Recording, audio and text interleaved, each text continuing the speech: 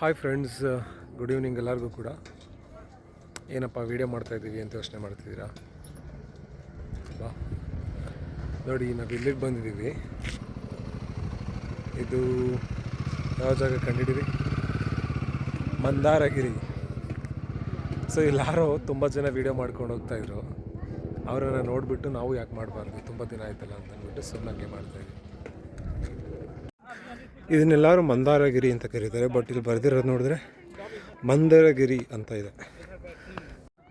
ನೋಡಿ ಫ್ರೆಂಡ್ಸ್, ಹೋಗೋಣ ಬನ್ನಿ ಅಂತ ಅಂದ್ಬಿಟ್ಟು ಸಿಕ್ಕಾಬಟ್ಟೆ ಹಿಂಸೆ ಮಾಡಿ ಕರ್ಕೊಬಂದಿದ್ದಾಳೆ. ಬಟ್ ಹತ್ತಕ್ಕೆ ತುಂಬ ಸುಸ್ತು ಬರ್ತಿದ್ದಾಳೆ. ಎತ್ಕೊಂಡು ಹೋಗಿ ನನ್ನ ಅಂತ ಕೇಳ್ತಿದ್ದಾಳೆ. ನನಗೆ ಎತ್ತಕ್ಕಾಗ್ತಾಯಿಲ್ಲ. ಜೊತೆಲಿ ಇವಳನ್ನ ಹೆಂಗೆ ಎತ್ಕೊಬರೋದು ನೋಡಿ, ಎತ್ಕೊಬರೋಕ್ಕಾಗತ್ತಾ ಈ ಶಿಲೆನ? ನೋಡಿ, ನಾವು ಫುಲ್ಲು ಮೇಲ್ಗಡೆ ಬಂದಿದ್ದೀವಿ.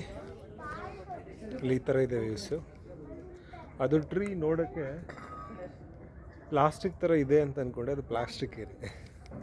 ಅದರಿಂದ ತೋರಿಸಿದ ಮೇಲೆ ದಿಸ್ ಈಸ್ ದ ವೀವ್.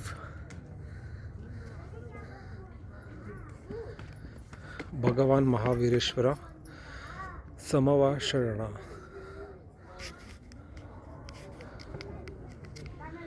ಈ ಥರ ಇದೆ ವ್ಯೂ, ತುಂಬ ಚೆನ್ನಾಗಿದೆ. ಇಲ್ಲಿ ಟ್ರೀ ಏನು ಮಾಡಿದ್ದಾರೆ, ಅದು ಪ್ಲಾಸ್ಟಿಕಲ್ಲಿ ಮಾಡಿರುವಂಥ ಟ್ರೀ. ಒರಿಜಿನಲ್ ಟ್ರೀ ಥರ ಕಾಣಿಸುತ್ತೆ, ಬಟ್ ಒರಿಜಿನಲ್ ಅಲ್ಲ, ಇದು plastic leaves. This is how the view is from the top.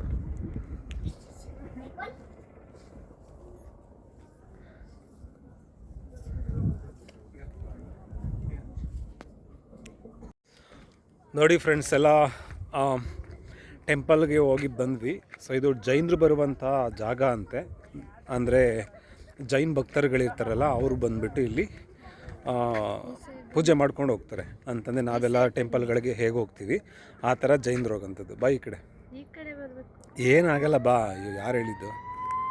ನೀನೇ ರೂಲ್ಸ್ ಮಾಡಿದ್ಯಾ? ಸರಿನಾ? ಸೊ ಜೈನ್ ಭಕ್ತರುಗಳು ಎಲ್ಲ ಬಂದು ಇಲ್ಲಿ ಬೇಡ್ಕೊಂಡು ಹೋಗೋಂಥ ಜಾಗ ಅಂತೆ. ಬಟ್ ತುಂಬ ಚೆನ್ನಾಗಿದೆ, ತುಂಬ ಶಾಂತವಾಗಿದೆ. ಎನ್ವೈರನ್ಮೆಂಟ್ ತುಂಬಾ ಚೆನ್ನಾಗಿದೆ. ತುಂಬ ಟಾಪಲ್ಲಿರೋದ್ರಿಂದ ಈವ್ನಿಂಗ್ ಬಂದರೆ ಇನ್ನೂ ಸಖತ್ತಾಗಿರುತ್ತೆ. ಅಲ್ಲಿ ಕಾಣಿಸ್ತಾ ಇರುವಂಥ ಟ್ರೀ ನೋಡ್ಬೋದು, ಅದು ಬಂದುಬಿಟ್ಟು ಪ್ಲಾಸ್ಟಿಕ್ಕಿಂದ ಮಾಡಿದರೆ. ಒರಿಜಿನಲ್ ಆಗಿದ್ದರೆ ಚೆನ್ನಾಗಿರ್ತಿತ್ತು, ಬಟ್ ಎಲೆಗಳೆಲ್ಲ ಉದುರುತ್ತವೆ ಅಂತಲೋ ಏನೋ. ಅಲ್ಲಿ ತುಂಬ ಗೌತಮ ಬುದ್ಧಗಳೆಲ್ಲ ಇದೆ, ಮತ್ತು ತುಂಬ ಸ್ಟ್ಯಾಚ್ಯುಗಳಲ್ಲಿ ಇರೋದ್ರಿಂದ ಕ್ಲೀನ್ ಮಾಡೋಕ್ಕೆ ಕಷ್ಟ ಆಗುತ್ತೆ ಅಂತ ಅಂದ್ಬಿಟ್ಟೇನೋ ಪ್ಲಾಸ್ಟಿಕಲ್ಲಿ ಮಾಡಿದ್ದಾರೆ ಮೋಸ್ಟ್ಲಿ ಅಂತ ಅನಿಸುತ್ತೆ. ಓಕೆನಾ? ಸೊ ಇನ್ನೊಂದು ಮುಖ್ಯವಾಗಿ ಹೇಳಬೇಕಾಗಿರೋ ವಿಚಾರ ಏನಪ್ಪ ಅಂತಂತಂದರೆ, ಇಲ್ಲಿ ಜೈನ್ ಭಕ್ತರುಗಳು ಏನೇ ಕಷ್ಟಗಳಿರಲಿ ಅಥವಾ ಅವ್ರ ಕಷ್ಟ ಕಾರ್ಪಣ್ಯಗಳಿದ್ದರೆ ಅಥವಾ ತೊಂದರೆಗಳಿದ್ದರೆ ಅದನ್ನು ಅಕ್ಕಿನ ತೊಗೊಂಡು ಬಂದುಬಿಟ್ಟು ಆ ಕಷ್ಟಗಳನ್ನು ಅಕ್ಕಿ ರೂಪದಲ್ಲಿ ದೇವರಿಗೆ ಅರ್ಪಿಸ್ಬಿಟ್ಟು ನನ್ನ ಕಷ್ಟವನ್ನು ನಿವಾರಿಸಪ್ಪ ಅಂತ ಕೇಳಿಕೊಂಡು ಅಕ್ಕಿನ ತಟ್ಟೆಗೆ ಹಾಕಿ ಹೋಗ್ತಾರಂತೆ. ಸೊ ಸರಿನಾ? ಇವಾಗ ನಾವೇನು ಮಾಡಿದ್ದೀವಿ ಅಂತಂದ್ಬಿಟ್ಟು ನನ್ನ ಹೆಂಡತಿ ಕೇಳಮ್ಮ, ಏನು ಮಾಡಿದ್ವಿ? ಸೊ ತಟ್ಟೆನಲ್ಲಿ ನಮಸ್ಕಾರ ಎಲ್ಲ ಮಾಡಿಕೊಂಡು ಅದನ್ನು ಪ್ರಸಾದ ಇಟ್ಟಿದ್ದಾರೆ. ಮೇ ಬಿ ಅಕ್ಕಿನ ತಿನ್ಬೇಕೇನೋ ನಾವು ಅಂತಂದ್ಬಿಟ್ಟು ತಿಂದ್ಬಿಟ್ಟಿದ್ದೀವಿ. ಇವಾಗ ನನಗೆ ಒಂದು ಕ್ವಶನ್ ಬಂದಿದ್ದೇನೆಂದರೆ, ಅವ್ರ ಕಷ್ಟಗಳನ್ನೆಲ್ಲ ಹೇಳ್ಬಿಟ್ಟು ಹಾಕಿರ್ತಾರೆ, ಆ ಕಷ್ಟಗಳು ನಮಗೆ ಬರುತ್ತಾ ಅಥವಾ ಅವ್ರ ದೇವ್ರ ತಟ್ಟಿನಲ್ಲಿ ಆಲ್ರೆಡಿ ದೇವ್ರ ಹತ್ರ ಇಟ್ಟಿರೋದ್ರಿಂದ ಅದು ಪ್ರಸಾದವಾಗಿ ಕನ್ವರ್ಟ್ ಆಗಿರುತ್ತಾ? ನಾನು ಅಂದ್ಕೊಂಡಿದ್ದೀನಿ ಅದು ಪ್ರಸಾದವಾಗಿ ಕನ್ವರ್ಟ್ ಆಗಿ ನಮಗೇನೂ ತೊಂದರೆ ಆಗಲ್ಲ ಅಂತ.